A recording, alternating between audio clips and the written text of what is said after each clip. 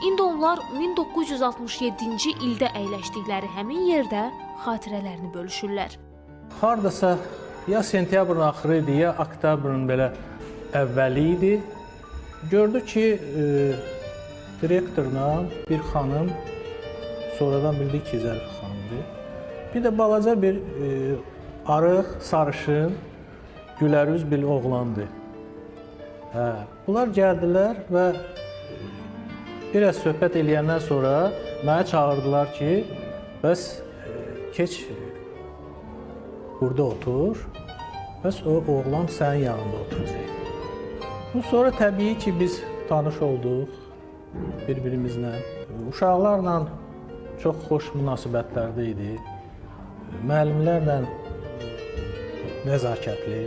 İndi uğurlu biznes fəaliyyəti ilə məşğul olan Zabil Cəmilov ölkənin birinci şəxsi ilə 10 il bir partanı bölüşüb. O, bizim dövlət başçısı kimi tanıdığımız dahi şəxsiyyətin uşaqlığına şahiddir. Dərsdən qaçırdıq, gedirdik, futbol oynayırdıq. Bir dəfə getdik, uşaqdıq da, bilmirik axı.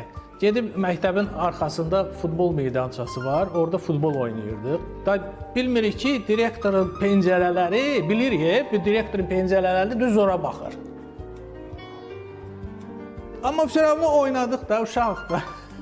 Sinif yoldaşlarının sözlərinə görə, Prezident İlham Əliyevin məktəb illərində ən sevimli fənləri tarix, Azərbaycan dili və ədəbiyyatı, coğrafiya olub.